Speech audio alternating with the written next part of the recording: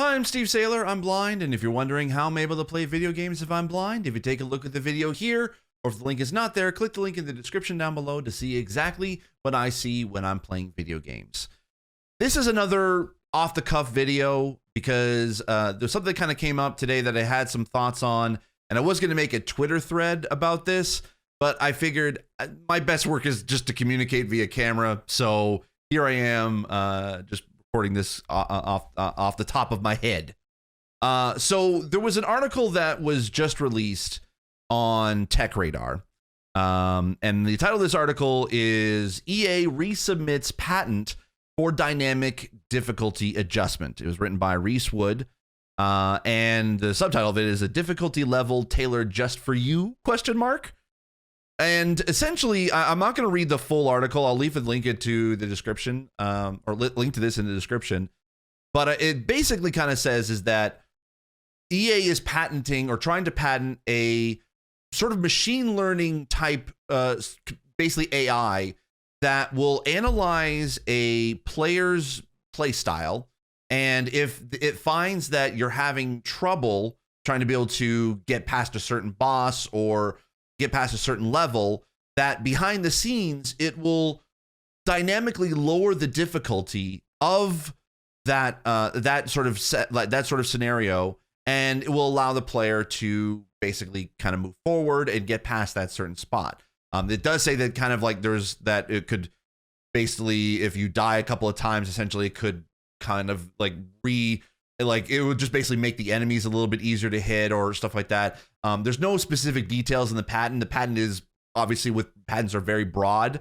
I was able to read as much as I could of the patent, at least try to, without being really confused. It's a lot of legal jargon and technical jargon. But essentially it comes down to that, where it will behind the scenes adjust the difficulty up or down depending on how a player reacts to gameplay.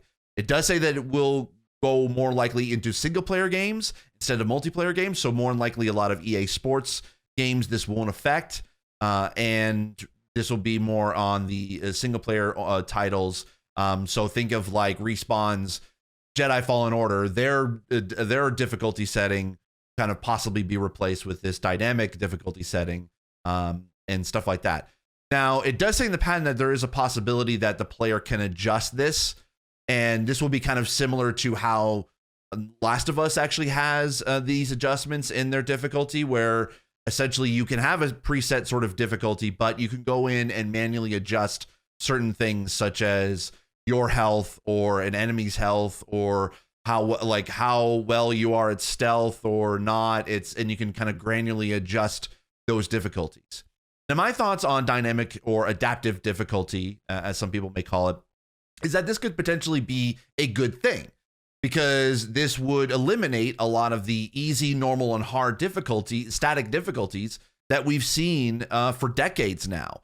And even in the patent, it actually kind of says that these sort of static difficulties don't really reflect on certain aspects of the game, and will kind of make it sometimes a little bit easier or harder if that difficulty is sort of set as the static throughout. So having this adaptive dynamic difficulty would mean that this will adjust as the player moves forward, which could basically, in layman's terms, essentially what that could mean is if you're playing a game and you're finding it a little bit too difficult, it will lower down the difficulty as you get forward. And then when it kind of gets to a point where it becomes a little bit too easy, it will kind of adjust later on, or it could do vice versa, where it's kind of sort of sets as an easier as you go. But then if you reach that boss and it's becoming a little bit too difficult, it will lower down that boss so you can be able to kind of progress forward in the game. And a lot of this basically can be adjusted as you go. And the way that games have been doing it now is that you'll have a static difficulty, but it will allow you to go in and adjust the difficulty on the fly. This sort of dynamic difficulty setting would more than likely, you don't have to do that all the time. My guess is that probably they'll still allow the player choice to be able to do that if they want to. But this basically could mean that behind the scenes, you don't necessarily have to worry about that. And like I said, this will sort of eliminate a lot of the easy, hard, and normal difficulty debates that we've had for a long time. Now, granted, all of this said, I understand 100% that when you hear patents, when you hear EA, that those two things combined don't necessarily mean it's a good thing. Because patents are inherently, like, whenever you hear someone patenting a system or a type of like a specific way to a setting or adjust gameplay, it generally is not necessarily a great idea, because that means that other studios or other developers would want to be able to maybe add that as an accessibility feature, but can't because EA owns the patent for that. And we kind of heard this sort of conversation when EA tried to patent its Nemesis system that was in the Lord of the Rings games, which actually was a cool sort of system that I would love to have seen in more games, but unfortunately did not. So that could have been the reason why, is because EA tried to patent it. Now, I 100% understand that, and I think that that in and of itself is a bad thing and should, like, but it really depends on how broad or how specific EA will enforce that patent.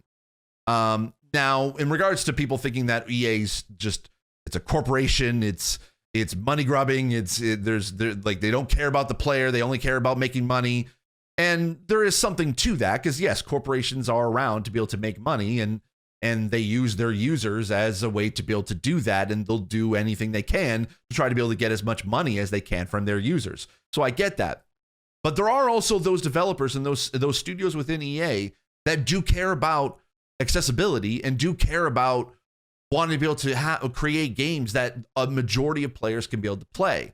So what I'm hoping that this will become, this is my hope. This is not what's going to happen. This is just something that from my own personal expertise and experience, this is what I hope could happen. I could be wrong. There probably could be other advocates or consultants or people working in accessibility could probably disagree with me. And I do apologize. I'm not trying to be able to stake a firm thing in the sand to basically say this is how it should be. This is just my general thoughts, and you can take with it what you will. What I hope that this becomes, and basically in this perfect world of more studios and more accessibility being accepted across the industry, is that I hope that EA will implement this in their single player games, and will become, this dynamic difficulty will become a EA standard setting for accessibility. Because we need more of those. We need more standard accessibility settings across the board.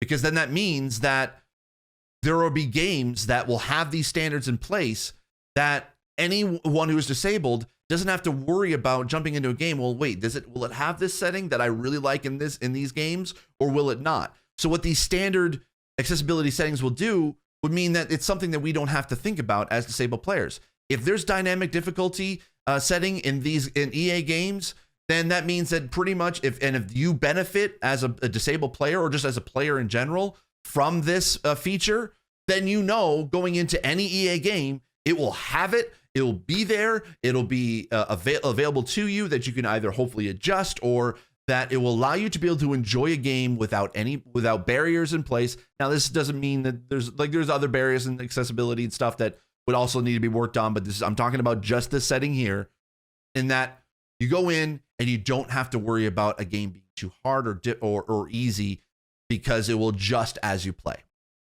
Now, this is what I hope would become a standard at EA, which also could potentially mean that there will be more standard accessibility settings that they might be working on that could be standard across all of the EA products. Now, EA is a huge publisher. They publish a lot of games. They also own a lot of studios that will make games for EA. So this could potentially become a huge thing then. EA is one of the largest third-party corporations and studios out there. So this could be huge.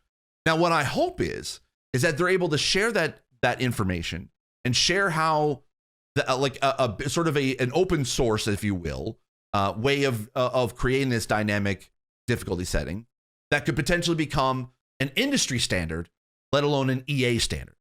Because when we can start kind of like implementing these features as standards, and when studios can be able to implement them and accept them as, okay, this is an industry standard, that'd be great. Now, I'm not one for basically having like, okay, these regulations that every game will have them. It does depend on the game itself. There's a lot of factors and variables that are totally involved in all of this, and I understand all of that. I'm just saying, as a general broad idea, this is a good thing. This is potentially could be future setting for more accessibility standards across the industry. I get it. Patents can be abused and enforced to the point where like other studios can't make this an industry standard. And I also get that EA hasn't had a great track record in the past. However, I do believe in a lot of developers that are there in a lot of studios that they are willing to be able to make accessibility important as part of their workflow in their games. So basically what it comes down to is that I am cautiously optimistic. I hope that this becomes an industry standard and that EA can share this with the industry, and the patent basically just allows them to be able to sort of formalize it and makes it so that they can be able, like, more games can become accessible. I know that sort of may sound like a pie in the sky sort of like just amazing ideal to reach to, and I'm not basically saying that I'm not an EA corporate shell. I've never been paid by EA for anything in particular. I have consulted a little bit with them, but not in a grand sense where I got paid for it in that particular way. So I don't have any dog in this fight as far as, or in this in this. So I'm not an EA corporate shill, as some probably might assume. But basically, I think this is potentially a good thing, and I am cautiously optimistic about what the future of this could be, just moving forward, and that hopefully, finally, we can end this easy, normal, and hard static difficulties that we've had for decades that have been such a sore spot of debate for a lot of players, that this could essentially change all of that. And I'll be very happy to be able to stop talking about difficulty options. So that's it for me. Paul, I hopefully you got out something out of this or learned a little bit of it. This is just more kind of off the cuff, my thoughts just spewing out into the microphone and into the camera. So I'm sorry. I'll clean up the mess later. Thank you so much for watching. If you have any questions or comments, please leave them in the comments down below, or hit me up on Twitter at Steve Saylor. And if you like this video, click the like button. I would really appreciate it. If you want to be able to see more of my videos or see more videos like this, make sure you hit the subscribe button. And if you hit the bell notification icon, you can be notified as to when these new videos come out. Thank you for watching. And as always, I remain the yours.